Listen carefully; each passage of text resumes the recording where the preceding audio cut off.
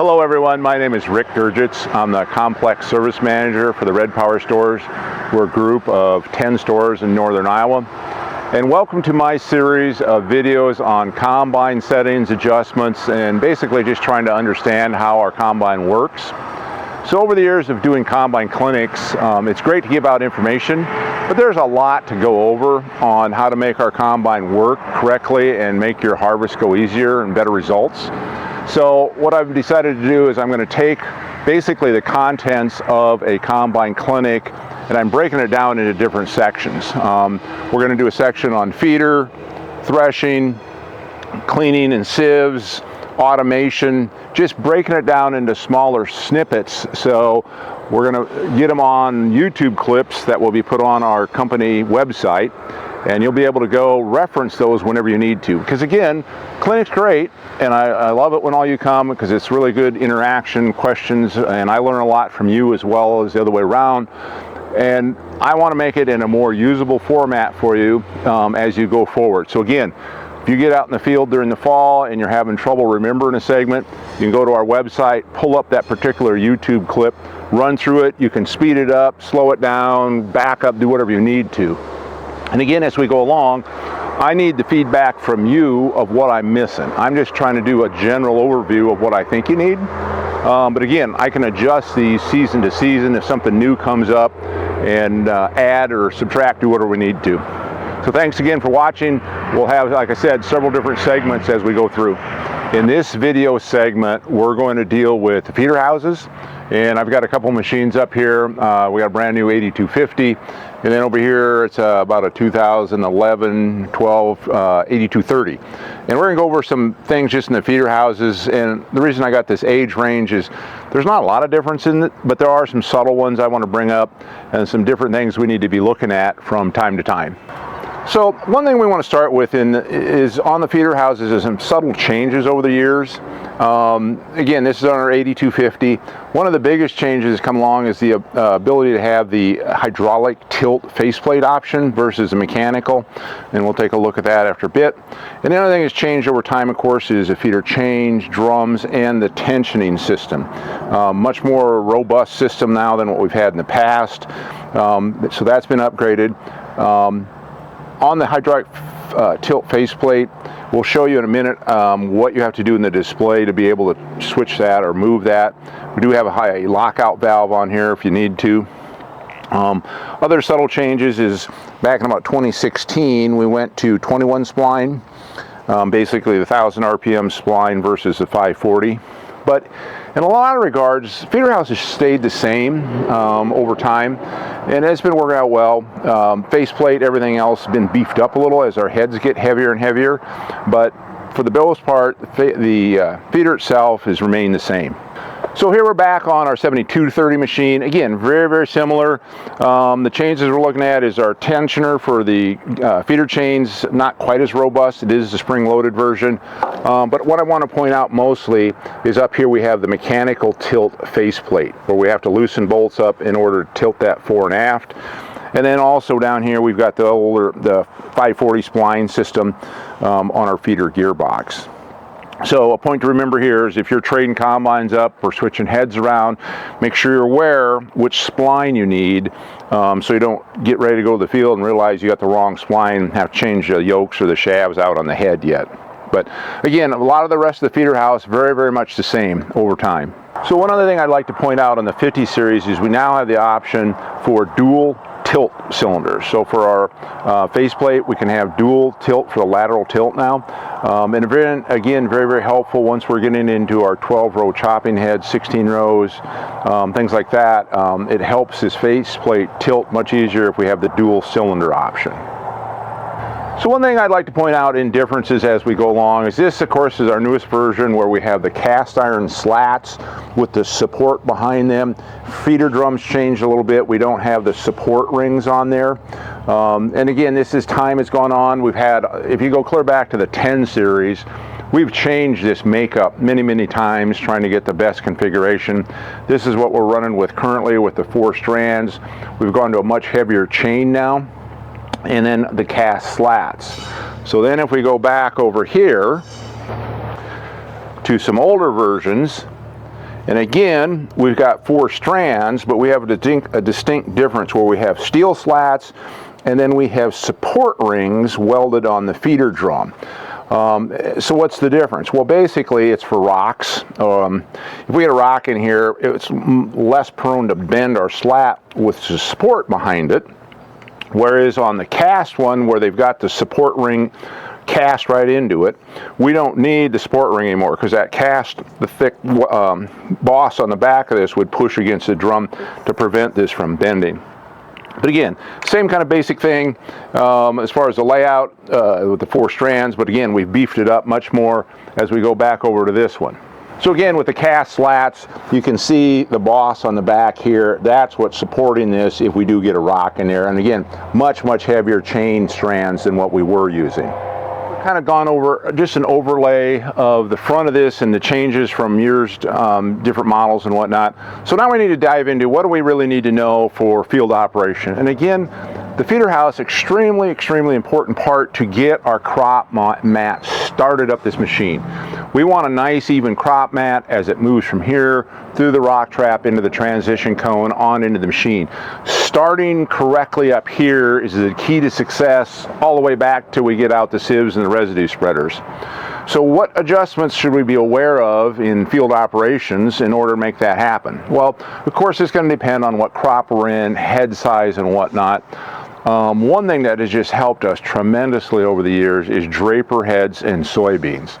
In my book, that's one of the biggest changes agriculture's seen probably in the last 20 years as far as innovations that's really helped us. And it's really not really a new innovation, but as far as having the ability to use a draper head to harvest soybeans is.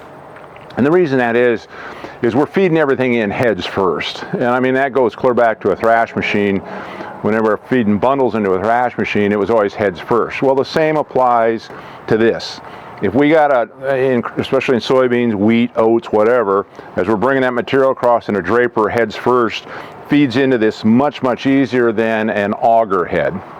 Because an auger head just grabbing it, kind of wadding up in a pile and shoving it in there, where the draper is a much more even flow. So that helps us tremendously in what I call crop mat management. So once we've got our head under control, and again, corn's a little different because again, we're just picking the ears. It depends on how much other dry material we're bringing in. And I realize some afternoons when it gets dead dry, we're bringing in a lot of extra material. And it's very hard to get it separated in the head sometimes. But both of these scenarios come to the first thing we're going to encounter, of course, is a feeder drum. So as we're talking about feeder drum stops and what difference it really makes, is what we're really adjusting here is the height of the drum in the feeder house. So it'd be the drum and the chain, and we're adjusting the lower height of that. The upper stop is a fixed position within the feeder house. The lower drum stop is the one that we're adjusting up or down, and that's where you see here with the chart. We have 2 holes covered with the inner bracket. This hole you can see through daylight, so that tells us we're on that setting right there. So again, as we're in that setting 4 that we've discussed before, what's it really doing? Well, we're adjusting the height or the dimension right here. How far up is the center line of our drum and the chain?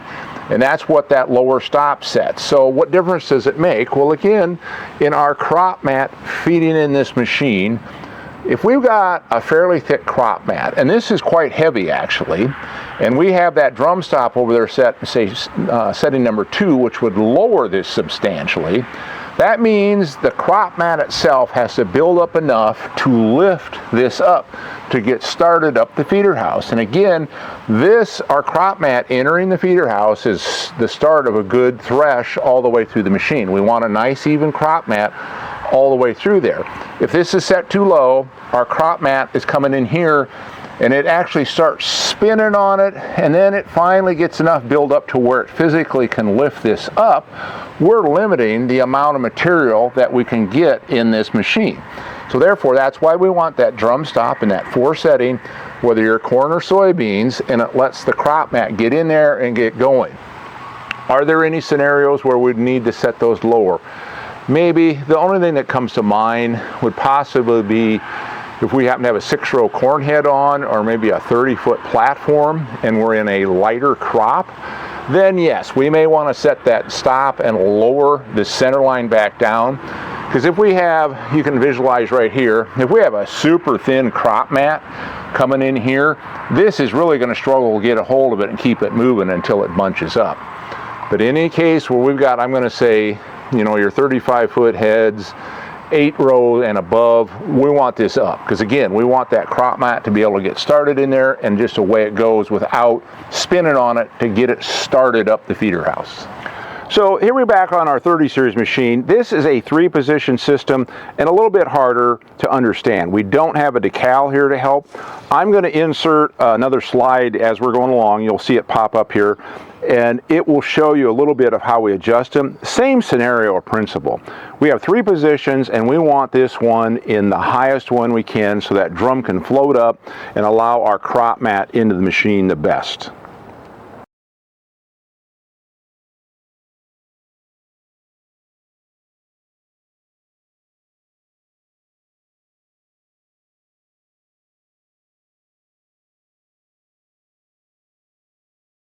So here's just a quick example. Again, we're in setting number 4. This drum is quite heavy, and that's about how much travel we have left going up or down.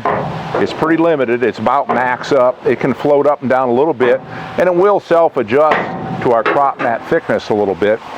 But there again, that's what just kind of an example. That thing's fairly heavy, and we don't want to force the crop mat into lifting all that weight. And again, this probably got quite a bit heavier as we went to the cast slats over the steel ones, and in conjunction with the heavier chain. So between those two things, we added quite a bit of weight to that, and that's where we want that up to start with. So as we're dealing with faceplate angle now and how this helps us with the harvest process, again on this one we've got the hydraulic adjust. The older version you do have to loosen the bolts up to tip it back and forth.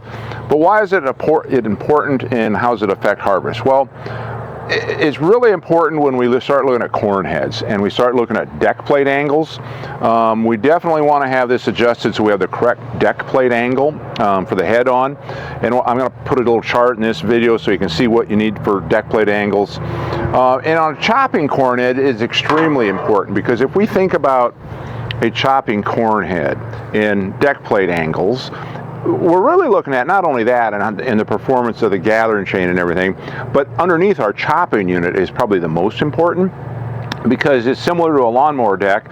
We always want the front of the chopping unit a little bit lower than the back, so as it's winging around cutting the stalk, we only cut it once. If we happen to end up in this scenario where the front is high, it's going to wing around, cut the front of the stalk, and then as we travel forward, the backside coming around is going to cut it a second time. It consumes a lot of horsepower when we get in that scenario. So deck plate angle, chopping corn, it's extremely important that we maintain what we need in order to get it to cut correctly, not consume too much horsepower. Now the second one that we look at would be in the world of if we have auger heads. Our 30-20 auger head has a very important deck plate, or not deck plate, but rear sheet angle. And that's really on those in order to get the float arms to work correctly. We don't want it reared up or back. It also affects the guard angle. So there's two important parts on a 30-20 that are affected by faceplate angle or back sheet angle. When we move into the world of drapers, we got a lot of leeway, because on those where we have a tilt knife cylinder built into the head and we can get our guard angle where we need it with that. This isn't nearly as important. What I would suggest on those is we want to be in the middle, whether it be on a hydraulic adjust system or on the mechanical adjust.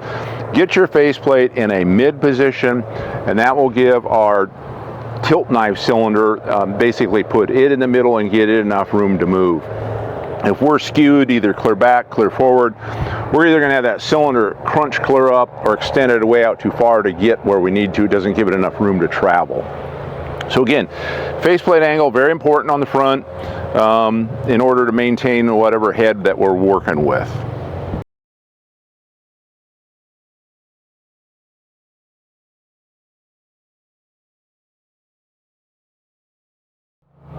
So as we look at a mechanical adjust, same scenario, same principles involved. We just got to loosen up our bolts and let this tilt and get at the correct angle. Of course, there's bolts on both sides on these. We loosen and retighten.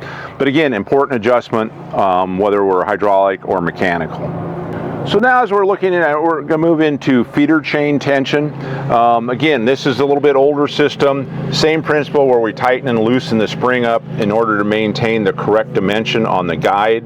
And this is again to maintain correct tension on the feeder chain. Very important that we check this often, especially if we're installing a new chain, because they will stretch initially right away. So a very important daily check is to make sure our feeder chain tension is staying where it's supposed to. Another thing to look at, like on this particular machine, we're probably getting to the end of the life of the feeder chain because we're starting to almost run out of slot on this. But again, this is a little bit older system, still very viable, works well, but important to watch our feeder chain tension. So here we are on the newer machine. Same basic principles, but it is beefed up a lot over time. Again, we have our guide to tell us where we need to adjust this to, but equally as important, we want to check our feeder chain often, make sure it's tensioned properly. Helps prevent it from skipping a cog or anything, and again, make sure both sides are even. So now as we look at the side of the machine and our drive line, what do we need there? Well, we have our header drive gearbox down here. And I do want to point out there's two variations. There is a heavy-duty header drive gearbox down here. Difference in it is black and it has cooling fins on it. And that's kind of the direction we need to be moving with that heavy-duty one when we get into 12-row chopping corn heads, 16 rows. And it just helps this to run cool. Now we have, on all of these, they tend to run very, very warm. Even with just a 40-foot draper on it, if we're cutting some pretty tough beans, this typically runs so warm you can't really put your hand on it. And what we have found here, and we're doing at our dealerships, is we are switching the oil out of this. It typically comes with just Hytran, and we are putting a 7590 synthetic gear lube in these. This is just a basic open bevel gear set in here. Nothing real fancy. I've had these apart before, but they do tend to run warm, so that's why this synthetic gear lube seems to help keep them cool, run a little bit cooler. Now we have a sight glass, you can't really see, but it's back down under here.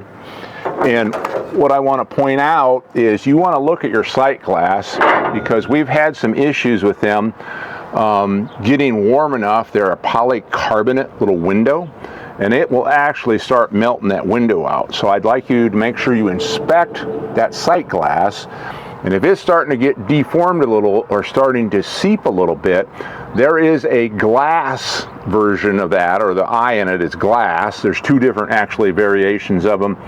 One of them has a little brass housing, one is an aluminum housing, both glass. The parts guys at your local Red Power store have the numbers of them. So I would definitely say if we're changing fluid in these, get to the 7590 synthetic and put one of the new style sight glasses in there, because we've had some cases where that sight glass will deform and leak the fluid all out, and then we have a gear case failure. So again, keep an eye on that and make some changes on the fluid, and that'll help that a lot.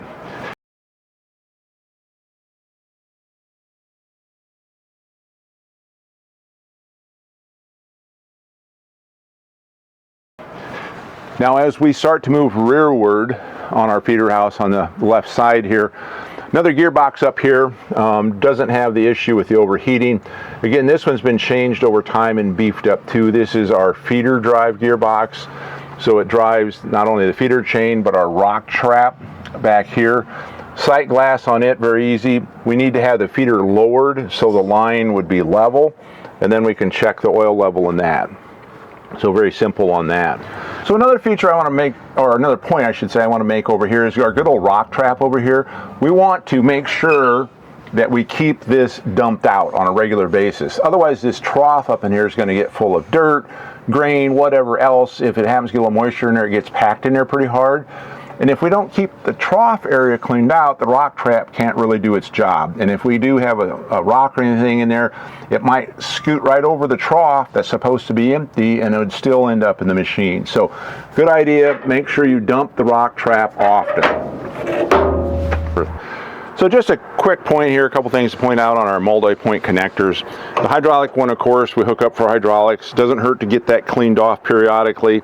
I know it builds up a lot of material, but it'd be a good idea to keep spraying that off. Maybe some brake cleaner a little bit.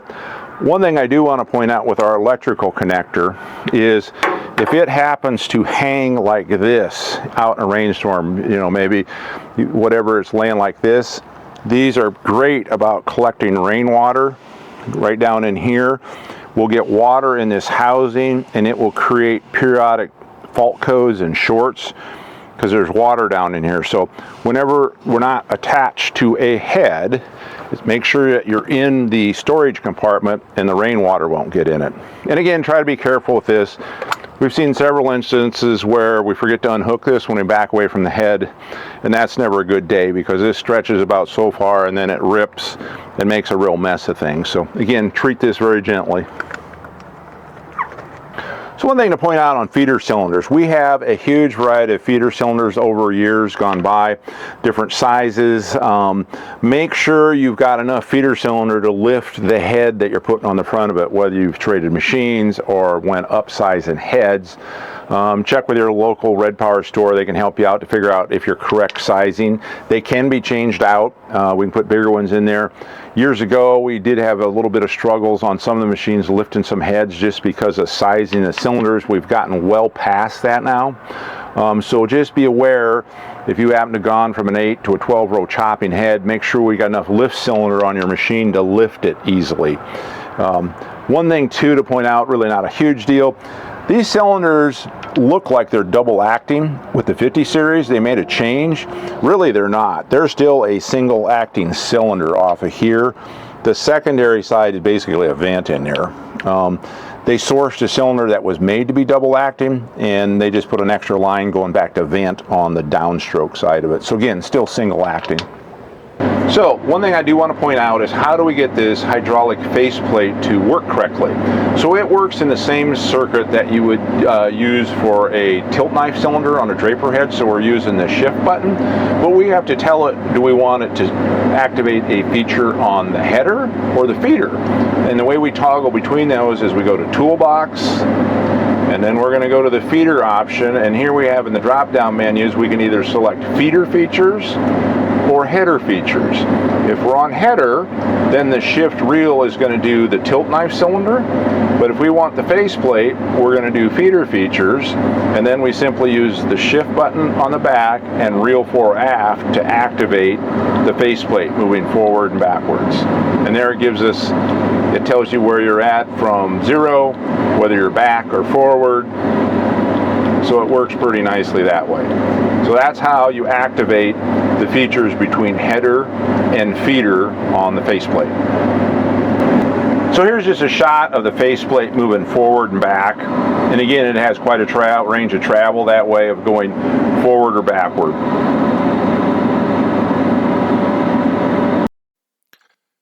Hey, thanks everyone for watching. This brings us to the end of this video segment. I hope you found it to be beneficial. If you would like to see more in this video series, by all means go to the Red Power Team website, which is of course at redpowerteam.com. Navigate up to that video icon at the top, and from there it'll bring up the menu of the rest of the videos that you can watch, whichever ones you find interesting. Thank you.